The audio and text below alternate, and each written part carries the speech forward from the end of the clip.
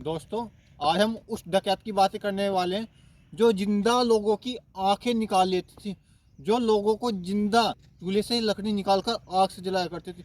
लोगों को इतना ज़्यादा तरसा देती थी, इतना ज़्यादा तरसा देती थी, लोग बाग उसके आगे मरने की भीख तक मांगते थे। उस डाकू का नाम है, उस डकैत औरत का नाम है कुसुमा नाइन। दोस्तों, सबसे पहले मैं आपको बताता हूँ कुसुमा नाइन डकैत क्यों बनी। दोस्तों, कुसुमा नाइन डकैत इसलिए बनी ताकि वो फूलन देवी से बदला ले सके। दोस्तों, कुसुमा नाइन, वो डाकैत कुसुमा नाइन जो इतनी ज़्यादा बेरहम थी, इतनी ज़्यादा जल्लाद थी दोस्तों, उसके आगे यमराज भी फेल है दोस्तों।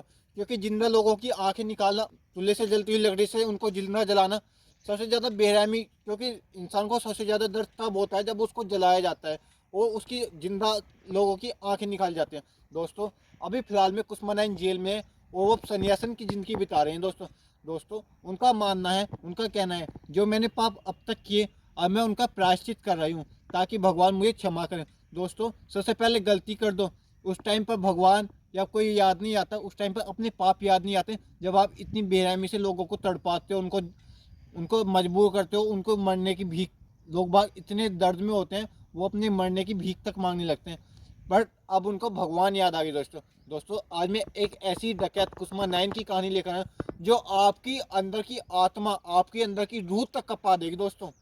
दोस्तों, बीहड़ की सबसे खूंखार महिला डकैत जो फूलन देवी से बदला लेना चाहती थी और लेटर हेड पर लिखकर फिरौती मांगती थी। दोस्तों, बीहड़ की सबसे खूंखार दस्यु फूलन देवी को अपना सबसे बड़ा दुश्मन मानने वाली डाकू कुसुमा नाइन फूलन देवी से इसलिए बदला लेना चाहती थी क्योंकि फूलन देवी ने लाइन में खड़े कर एक साथ 22 ठाकुर को बंदूक से भून डाला था। दोस्तों, कुसुमा नाइन उस तरह की डकैत है जो अपनी नफरत की आग में जलकर फूलन देवी के गांव वालों को, मतलब फूलन देवी की बस्ती के लोगों को एक साथ लाइन में खड़ा कर 15 लोगों को गोलियों से भून डाला था। वो फूलन देवी से इतनी ज़्यादा, इतनी बेहद नफरत करती थी कि उसने उन मासूम लोगों को भी नहीं बख्शा जिनका कोई भी दोष नहीं था। दोस्तों, वो उस दिन बेतू नदी के किनारे बसे मई अश्ता गांव में कहर बनकर आई और गांव के तमाम लोगों को मौत की नींद सुला गई। दोस्तों, उनके गांव के लोगों को आग के हवाले कर दिया था, उन लोगों को जिंदा जला दिया था, उनके घरों में आग लगा दी थी। इतनी ज़्यादा खतरनाक डकैत थी कुसुमा नाइन। डाकू कुसुमा नाइन इतनी खतरनाक थी कि लोगों की आंखें तक निकाल लेती थी। साल 1964 में कुसुमा नाइन का जन्म उत्तर प्रदेश के जालौन जिले के एक छोटे से गांव में हुआ और उसके पिता, कुसुमा नाइन के पिता गांव के प्रधान थे, तो कुसुमा नाइन को पैसों की भी कोई कमी नहीं थी। कुसुमा को बचपन से ही इतना प्यार मिला था, उसको किसी भी चीज़ की कमी नहीं थी। कुसुमा इतनी लाड प्यार से बड़ी हुई और 13 साल की उम्र में उसको एक लड़के से प्यार हो गया और उस लड़के का नाम था माधव मल्ला। माधव मल्ला के साथ वो 13 साल की उम्र में ही घर से भाग गई। दोस्तों, पिता के दबाव के कारण पुलिस ने दोनों को, माधव मल्ला और कुसुमा नाइन को ढूंढ निकाला और कुसुमा नाइन को पिता के हवाले कर दिया और पिता ने इस बेइज्जती से बचने के लिए कुसुमा नाइन का ब्याह कहीं और तय कर दिया और वहीं से शुरू होती है कुसुमा नाइन की एक खूंखार डाकू बनने की कहानी। दोस्तों, आइए जानते हैं इस वीडियो में कि कुसुमा नाइन एक खतरनाक और खूंखार डकैत कैसे बनी और कैसे वो इतनी ज़्यादा जल्लाद हो गई। 13 साल की उम्र में जो प्यार को महत्व देती थी, आखिरकार वो इतनी खूंखार और जल्लाद कैसे बनी। आइए जानते हैं इस वीडियो में। दोस्तों, कुसुमा के दूसरे लड़के के साथ शादी तय हो गई और माधव मल्ला से कुसुमा का प्यार भुलाया नहीं जा रहा था और वो उस टाइम के सबसे खूंखार डकैत विक्रम मल्ला का दोस्त था। माधव मल्ला ने विक्रम मल्ला के साथ मिलकर एक योजना बनाई और कुसुमा नाइन का अपहरण कर लिया। दोस्तों, माधव मल्ला उस वक्त सबसे मशहूर डाकू विक्रम मल्ला के गैंग में शामिल हो गया और कुछ सालों के बाद उसका प्यार शांत नहीं हो रहा था और कुछ सालों के बाद माधव मल्ला अपने गैंग के साथ कुसुमा नाइन के ससुराल में पहुंचा, जहां वो कुसुमा नाइन को उठा करके चंबल के बिहड़ों में ले गया और उसको बना दिया चंबल की महारानी जल्लाद डकैत कुसुमा नाइन। दोस्तों, अब कुसुमा शादी के बंधन में बंधने के बाद पूरा नाम कुसुमा नाइन हो जाता है और अब वो विक्रम मल्ला के गैंग के साथ मिलकर चंबल में एक डकैत बन जाती है। दोस्तों, उस वक्त विक्रम मल्ला के गैंग में फूलन देवी भी शामिल थी। फूलन देवी को विक्रम मल्ला का काफ़ी करीबी माना जाता था और पूरे गैंग पर फूलन देवी की धाक थी। दोस्तों, कुसुमा के गैंग में शामिल होने के बाद फूलन देवी उससे चिढ़ने लगी थी। कुसुमा को अलग अलग तरह से परेशान किया जाता था। गैंग का मुखिया विक्रम मल्ला और माधव मल्ला भी फूलन देवी का ही साथ देते थे।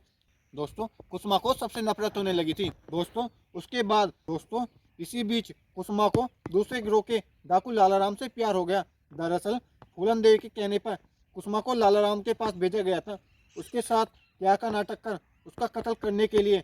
दोस्तों ये एक रचा रचाया नाटक था कि कुसुमा नयन का कत्ल किया जाए। कुसुमा प्यार का नाटक करते करते लालाराम से सच में प्यार करने लगी थी और उसके ही गैंग में शामिल हो गई। लालाराम ने कुसुमा को बंदूक चलाना सिखाया, वो धीरे धीरे हथियार चलाने में माहिर होने लगी। उसके और लालाराम के प्यार के चर्चे हर तरफ आग की तरह फैलने लगे। दोस्तों उसने लालाराम के गैंग में अपनी जगह बना ली। अपहरण, फिरौती, मारपीट, लूट, न जाने कितनी ही वारदातों को उसने अकेले अंजाम दिया। दोस्तों कुसुमा का कहर इतना ज़्यादा बढ़ने लगा था कि आसपास के गांव के लोग उसके नाम से भी घबराने लगे थे, थर थर कांपने लगे थे। दोस्तों एक बार तो उसने जालौन जिले के एक गांव में जाकर एक महिला और उसके बच्चे को जिंदा तक जला दिया था। दोस्तों फिर क्या हुआ, फिर तो बड़े बड़े डाकू भी उसका नाम सुनकर डरने लगे थे, कांपने लगे थे, थर थर घबराने लगे थे।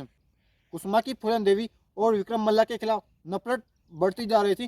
कुछ समय बाद उसने लालाराम के साथ मिलकर विक्रम मल्ला और माधव मल्ला को मुठभेड़ में मरवा दिया था। दोस्तों इसके बाद चंबल के बिहाड़ों में केवल कुसुमा नाइन और लालाराम का ही साम्राज्य बचा था।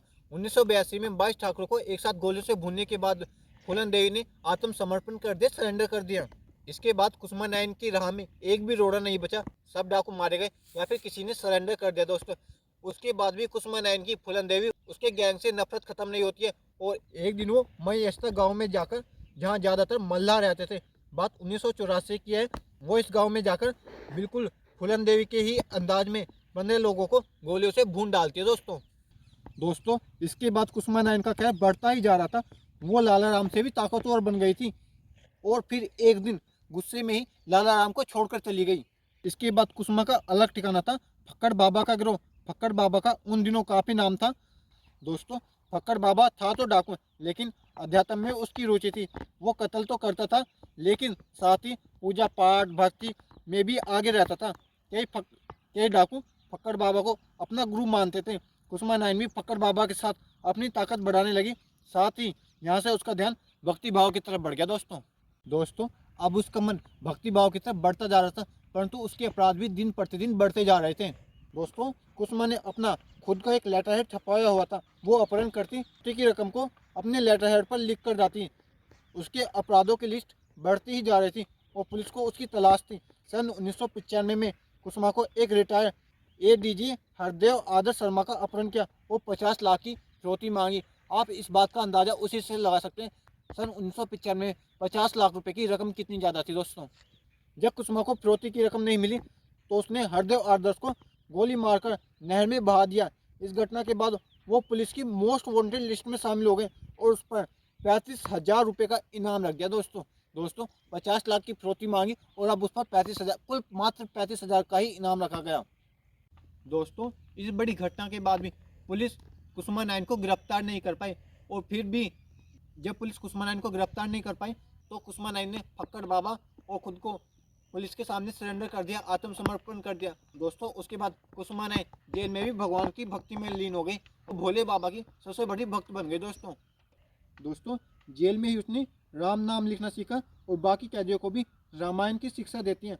फक्कड़ बाबा से मिलने के बाद चंबल के खतरनाक डाकू अब पूरी तरह से बदल चुके हैं। दोस्तों ये थी डाकू कुसुमा नाइन की कहानी, जो मैंने आपको भली बातें सुनाई और पूरे विस्तार से और अच्छे से सुनाई। दोस्तों अगर आपको ये वीडियो पसंद आया तो वीडियो को प्लीज़ शेयर करें, लाइक करें, कमेंट करें। मुझे आपके सपोर्ट की बहुत ज़्यादा ज़रूरत है। Please support to me and support to my team. Thank you for watching this video दोस्तों।